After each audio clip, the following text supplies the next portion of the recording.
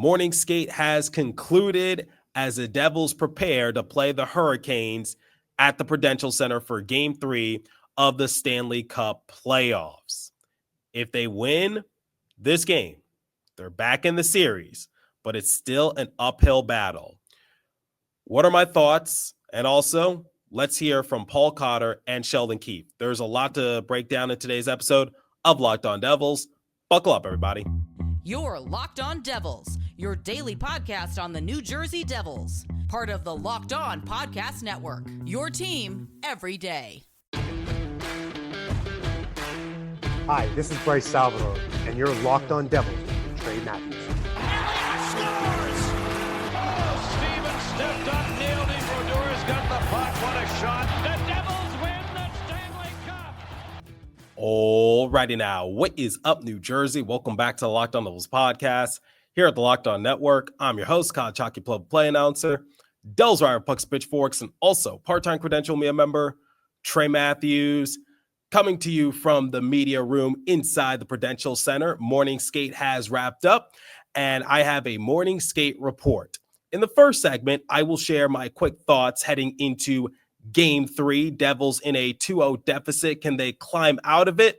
If you hadn't done so already, check out my episode that I conducted with Jim Behringer of Full Press Hockey. That episode is live. Please pause this one and give that one a listen. Shout out to my buddy Jim. He does excellent work. And then in the second segment, I will play a one-on-one interview that I conducted with Paul Cotter. Obviously, I believe this game against the Hurricanes comes down to physicality. They're not the most skill-based team in the league, but the Hurricanes definitely play hard-nosed hockey. Rod Brind'Amour definitely preaches that. And then in the third and final segment, we will hear from head coach Sheldon Keefe as he revealed the game plan heading into Game 3. All right, some quick thoughts. If you hadn't checked out my prior episode that I did with Jim Behringer, here are my quick thoughts heading into the third game of the series. I think the Devils can still make it a competitive series, but if we're being realistic, it's definitely a tall order for them to win 4 times out of 7. And as we progress deeper and deeper into the playoffs, the challenge is just going to get harder and harder for the Devils. They're already plagued with injuries. Obviously, they don't have Jack Hughes. Jonas Siegenthaler might be making a return. Sheldon Keefe talked about it and said that it comes down to conditioning, but given the circumstances, they can't really give Siegenthaler that sort of grace. So maybe we'll see Siegenthaler make his triumphant return. And obviously, Dougie Hamilton, he's still recovering from his injury. And bad news, Brendan Dillon, Luke Hughes, still out, and we don't know when they're going to return. The Devils definitely have their backs against the walls, but the one thing I can say is that they have strong goaltending, and it seems like they've been matching the physicality of the Hurricanes. And I talked about it with Paul Cotter. You'll hear that interview momentarily. The Devils have improved compared to a couple seasons ago when it comes to being more physical, but sometimes offense is just tough to come by. I've been rather impressed with Jesper Bratt and his overall showing in the playoffs, but is it enough? That's my big question for the Devils, because theoretically, you can win a game 1-0. The Devils got off to a 1-0 lead in Game 2, but we saw that wasn't enough to keep the Hurricanes at bay. So I think Jacob Markstrom, he's been really good to start the series. The Devils are definitely going to have to ride that hot hand. But the big question I have for them is their offense. And also, can their defense be consistent enough to beat the Hurricanes 4 times out of 7? When it comes to Game 3 circumstances, when you're down 0-2, technically it's a must win, because trying to overcome a 3-0 deficit, that's improbable. We saw the Oilers do it last year during the Stanley Cup final, but they fell short in Game 7. Not too many teams have overcome a 3-0 deficit. Now, a 3-1 deficit, that's different. The Devils definitely got to win Game 3. and they got to defend home ice. I think that goes without saying. So it just comes down to, can they get their offense going, and can it be good enough consistently? Can they still keep up their physical play? And does Jacob Markstrom still have a few gems left in store? Those are my thoughts heading into game 3 as I wrap up my morning skate report. All right. We're going to hear from Paul Cotter and Sheldon Keefe momentarily. But before we continue, let me tell you guys about Amazon Fire TV. Did you know your Fire TV is also an Xbox? Turn any TV into your gaming and entertainment hub with Fire TV Stick 4K devices. No console required. Just grab your paired controller, subscribe or sign in to Xbox Game Pass Ultimate with EA Play included, and you're ready to play. Dive into hundreds of premium titles from EA Sports College Football 25 to Call of Duty Black Ops 6 and NHL 25. As easily as you stream your favorite shows, it's gaming made simple, and it's all on your Fire TV. With 4K streaming, watch more than 1.5 million movies and TV episodes from your favorite subscribed services like Netflix, Prime Video, Disney Plus, Max, and more. I'm a casual gamer, so I love using this device. Head to Amazon.com/Fire TV Locked On to get started. Xbox Game Pass Ultimate subscription and compatible controller required. Available on select devices, including Fire TV Stick 4K 2nd Gen, Fire TV Stick 4K Max, 1st and 2nd Gen, and Fire TV Cube 3rd Gen. All right. After morning skate concluded, I just want to say this. Everyone seemed to be in a good mood. Spirits were still high in the Devils locker room. I had the chance to conduct a one-on-one interview with Paul Cotter.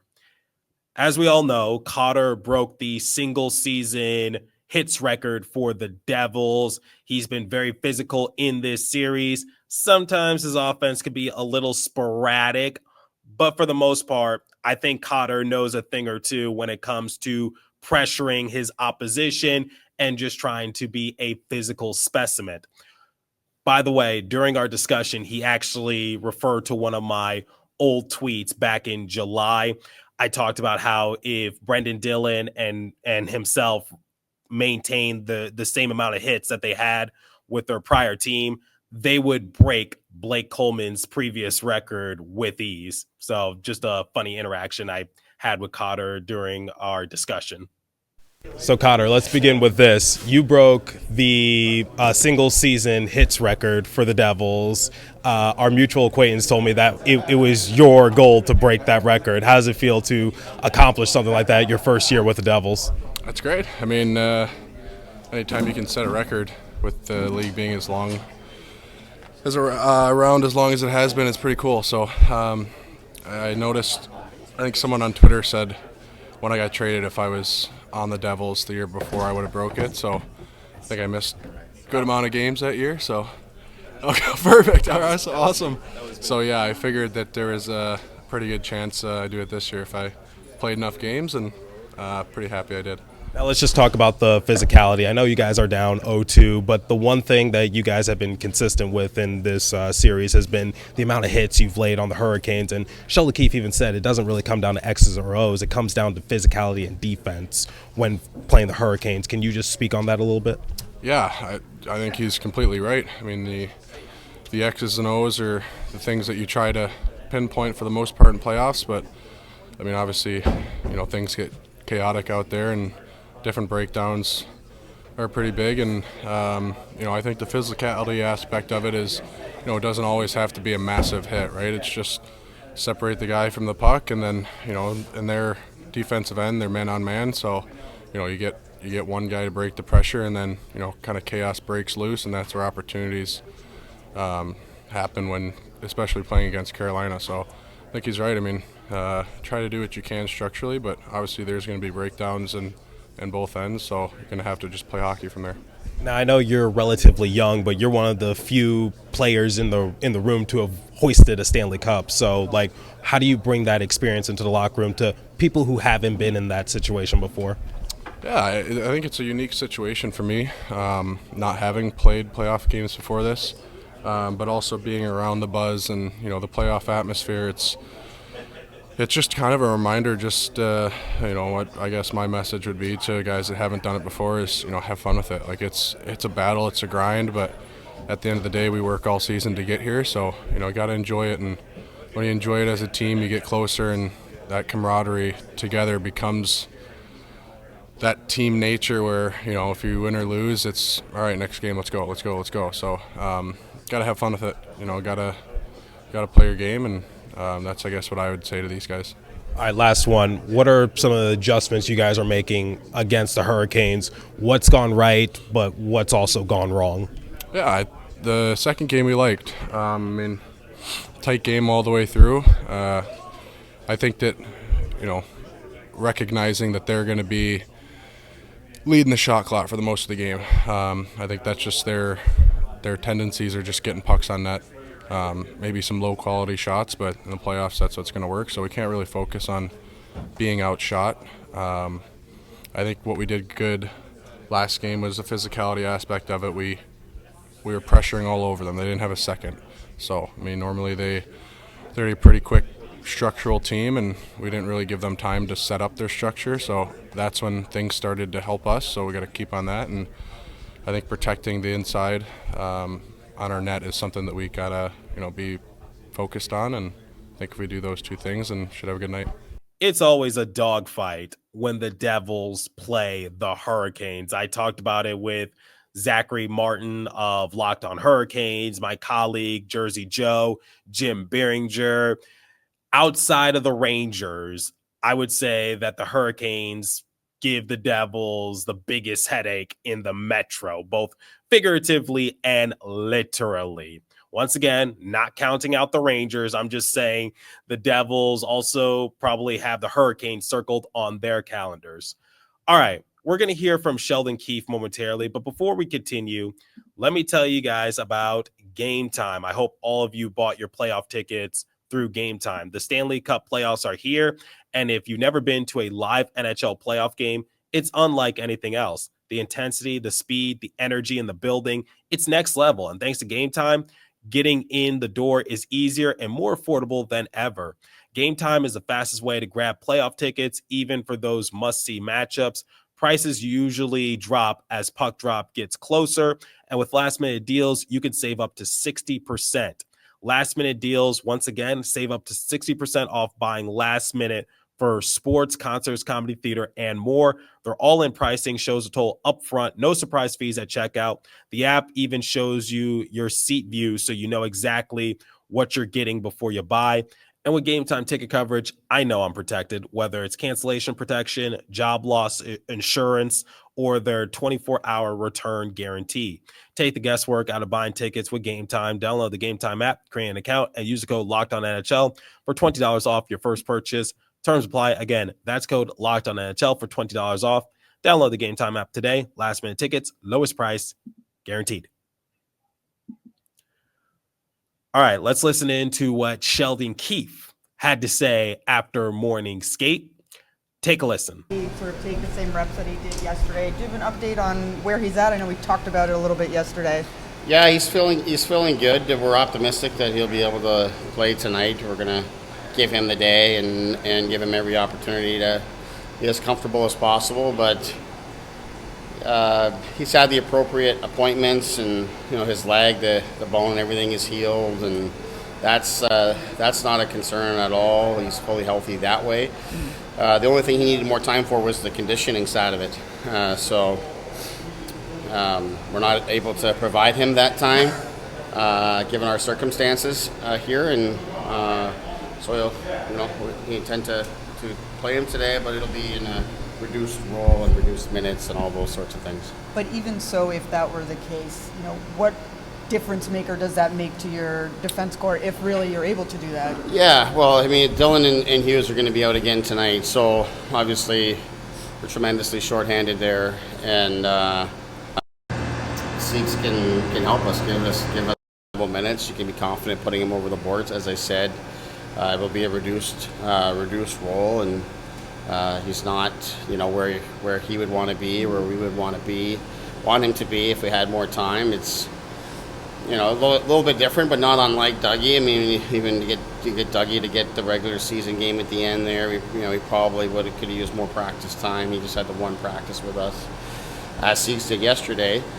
But it's just the time of the year and the nature of it and what our team's going through. So Siegs is, has taken a more aggressive approach. The schedule has helped us, given that we've had these days off and an opportunity for a full practice day yesterday. So he's in a good spot, and if all goes well the remainder of the day coming out of today's skate, then we'll see him out there. If not, Chalowski will be out there for warm-up.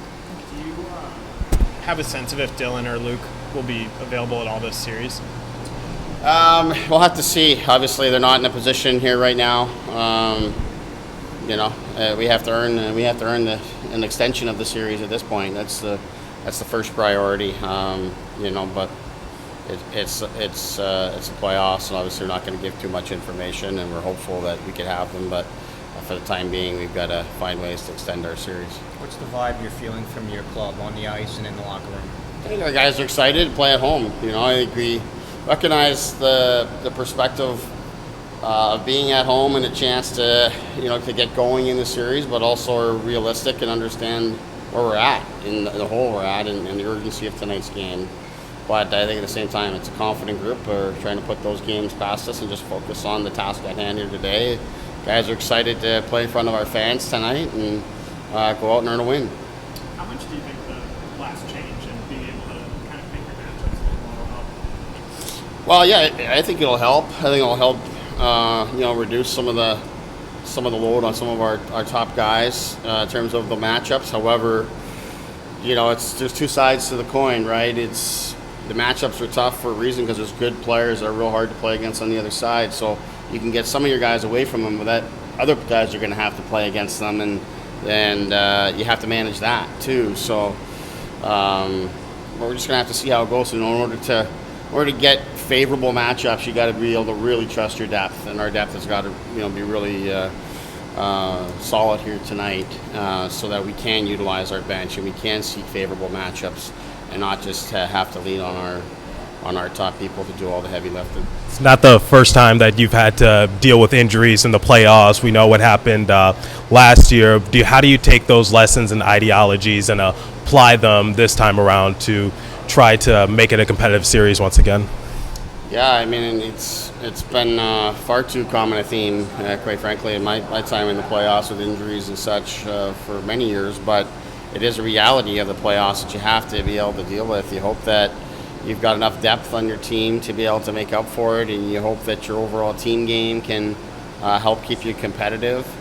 That's really, I think we've been talking about that all season, right from training camp on, is want to be a team that can overcome circumstances because of team play and work ethic and competitiveness and all those sorts of things that can help tilt the scales in your favor a little bit, or at least even them out and give you a chance. So that's where we're at. It's no different than losing Dougie Hamilton and Jack Hughes, in addition to Siegenthaler, just prior to the trade deadline, at a time when we're in a competitive race to make the playoffs down the stretch, and the guys find a way to do it.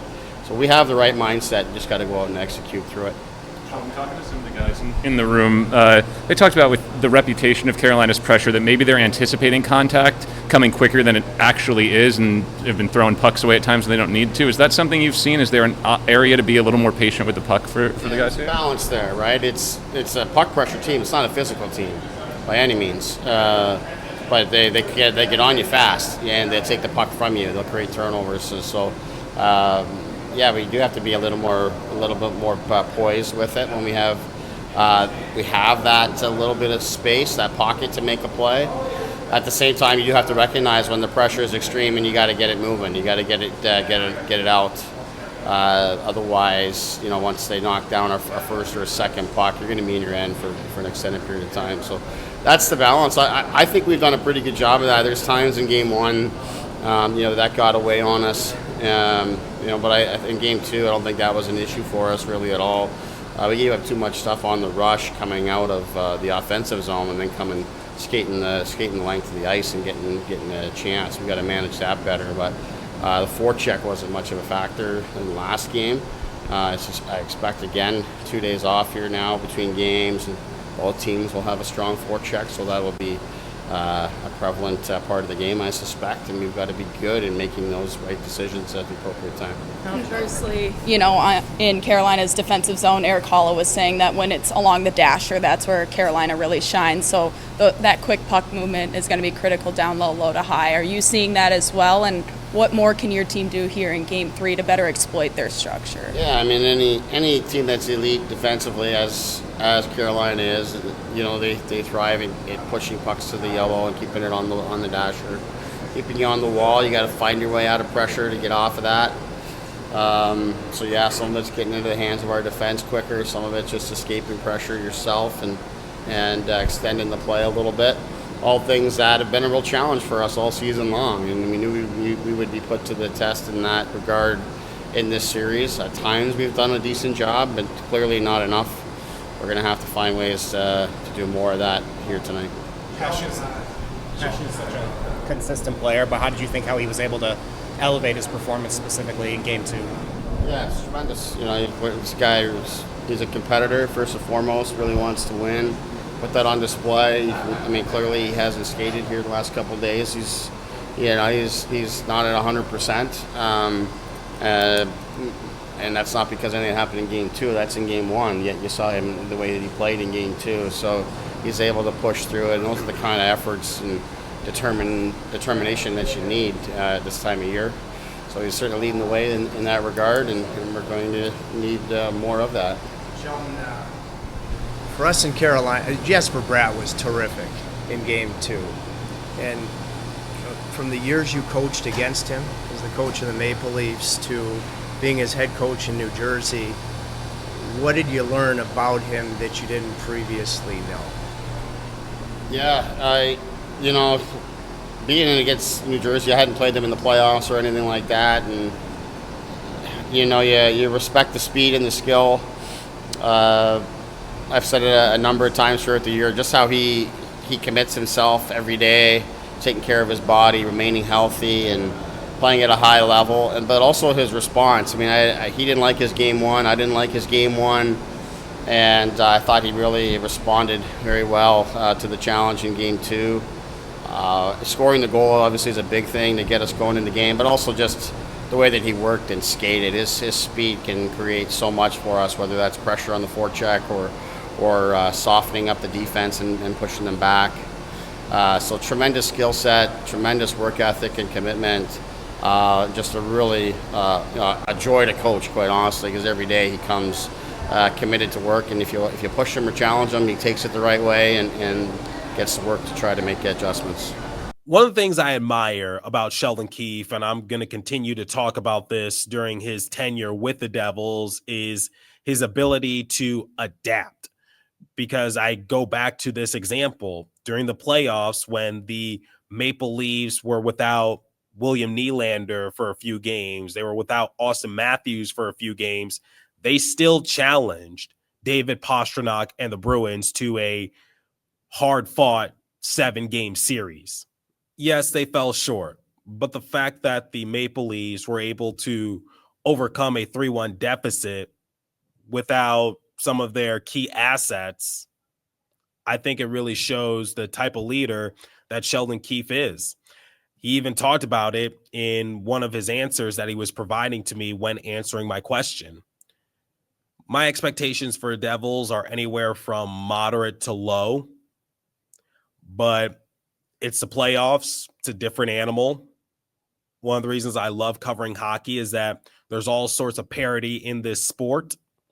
So if the Devils are able to win Game 3, then they're right back in the series, believe it or not. But similar to what I said in the first segment, they got to defend home ice. We'll see if Jonas Siegenthaler draws into the lineup. Someone else is just going to have to step up. And I think Dennis Cholowski, he did a good job stepping up. Shimon Nemitz, he did a good job stepping up. Dougie Hamilton, he led all skaters in ice time in the previous matchup. We're just going to have to wait and see what the Devils do in Game 3, and maybe they could get some home cooking their way. But let me know your thoughts. Will you be in attendance for tonight's game?